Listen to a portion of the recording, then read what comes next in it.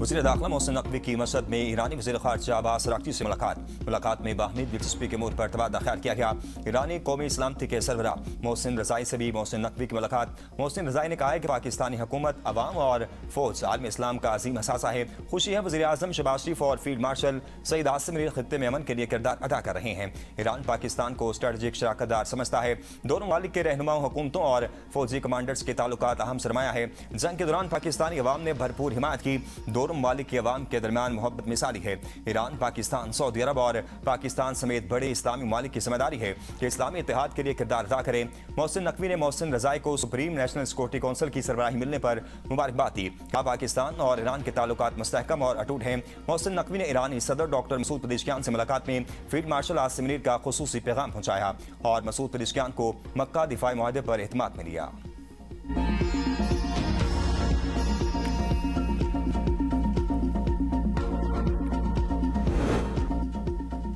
आपने हुर्मुज़ पर मुकम्मल कंट्रोल बरकरार रखेंगे। अमेरिकी सदर डोनाल्ड ट्रंप का ट्रूथ सोशल पर पैगाम, कहते हैं अमेरिकी नाकाबंदी फौलादी दीवार है।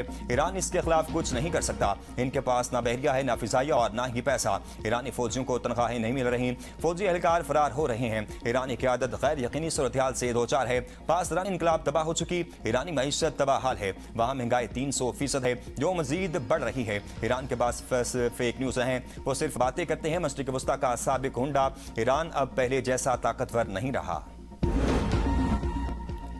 जंगबंदी के आगाज की कोई तारीख तय नहीं हुई, तोसी का सवाल ही पैदा नहीं होता। ईरानी हुकाम ने जंगबंदी में तोसी की खबरों की तरदीद कर दी। कहा कि अमेरिका और ईरान जंगबंदी में तोसी से मुतल्लिक कोई मुज़ाकरात नहीं हो रहे। अमेरिका ने मुआहदे के 48 घंटे बाद जंगबंदी की खिलाफ वर्जी की। अमेरिका मफाहमती याददाश्त पर अमल करे और अपनी जिम्मेदारियां अदा करे। इससे कबल तुर्क न्यूज़ एजेंसी ने दावा किया था कि अमेरिका और ईरान ने पाकिस्तान की सालसी में तय पाने वाली 60 रोज़ा जंगबंदी में तोसी पर इत्तफाक कर दिया। Supreme National Security Council Mohsen Rezaei का कहना है कि ईरान ने शराइत मानने तक आपदा हुर्मस नहीं खुलेगी। अमेरिका को जंग खत्म करके ईरान के फंड्स बहाल करना होंगे। तर्जुमान पासदारान इनकलाब ब्रिगेडियर जनरल हुसैन मुहिब्बी कहते हैं ईरान को खतरा हुआ तो आलमी इंफ्रास्ट्रक्चर भी खतरे में पड़ सकता है। तवानाई की तरसीली लाइनें और हजारों बिजली घर उड़ा दिए जाएंगे। इस वक्त एक भी अमेरिकी बहरी जहाज खलीज फारिस में मौजूद नहीं।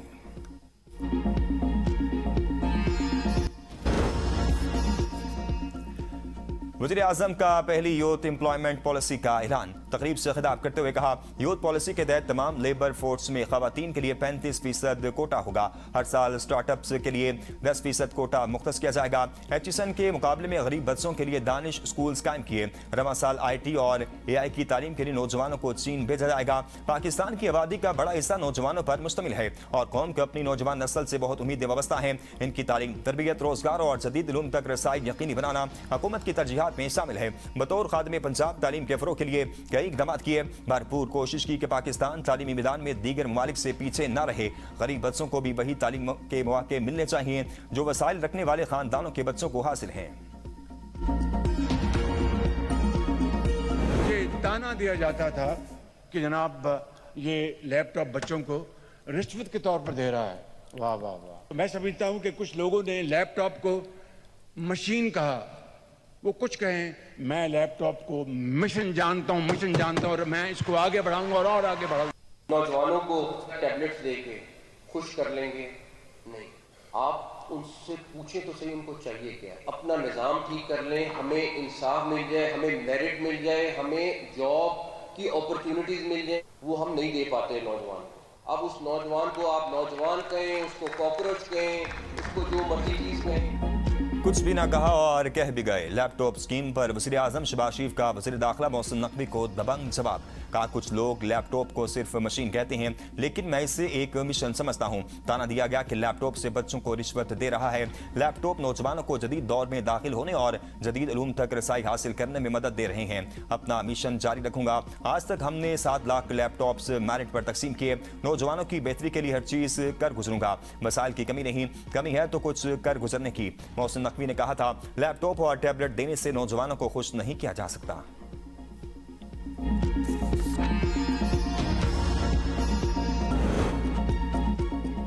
27 सितंबर की तारीख बगैर मुशावरत के जल्दबाजी में दी गई। पीटीआई क़यादत का महमूद खान अचकजई के सामने इतराफ। पार्टी कायदीन और तंजीम की जानिब से भी 27 सितंबर की तारीख पर तहफ़्फ़ुज़ात का इज़हार। पीटीआई वफ़द की वज़ीर आला सोहेल खान आफरीदी की क़यादत में मुलाकात। ज़राए के मुताबिक सोहेल आफरीदी ने महमूद खान अचकजई से हिमायत की दरख्वास्त कर दी। यौम आज़ादी की मरकजी तकरीब की तमाम तैयारियां मुकम्मल। आज शब यादगार फतह पर पहली बार तकरीब होगी। वज़ीर आज़म शहबाज शरीफ और फील्ड मार्शल सईद आसिम मुनीर यादगार फतह का इफ्तिताह करेंगे। वज़ीर आज़म शहबाज शरीफ परचम कुशाई और कौम से खिताब करेंगे। कौमी और अस्करी क़यादत, वज़ीर आला, गैर मुल्की सफारतकार और दीगर अहम शख्सियात शरीक होंगी। तकरीब में पाकिस्तान की दिफाई कुव्वत और जदीद अस्करी टेक्नोलॉजी से लैस साजो सामान की नुमाइश भी की जाएगी। आज रात 12 बजे से 14 अगस्त की रात 12 बजे तक इस्लामाबाद में हैवी ट्रैफिक का दाखिला बंद होगा।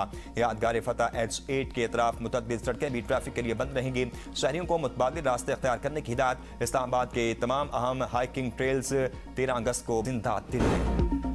वज़ीर आला सोहेल आफरीदी का बाब खैबर से अवामी तहरीक का आगाज। 27 सितंबर को इस्लामाबाद मार्च का ऐलान। सोहेल आफरीदी बाब खैबर आमद कर कारकुनान का भरपूर इस्तकबाल। कहा बानी पीटीआई की रिहाई के लिए धरना दिया जाएगा। कारकुन इस्लामाबाद मार्च की भरपूर तैयारी करें। खैबर से उठने वाली ये आवाज़ बानी की रिहाई तक जारी रहेगी।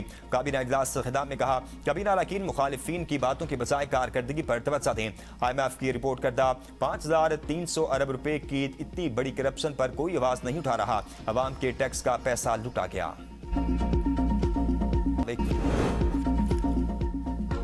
कश्मीरी अवाम ने अपना फैसला सुना दिया। सरदार ज़ियाउल कमर इलेक्शन जीत चुके। रिपोलिंग कराना आइन और कानून की खिलाफ वर्जी है। पीपल्स पार्टी की सेनेटर पलवसा खान और चौधरी यासीन की इस्लामाबाद में मुश्तरका प्रेस कॉन्फ्रेंस। कहा दोबारा इलेक्शन के बाद इंतखाबी अमल से फरार इख्तियार करने का नया तरीका है।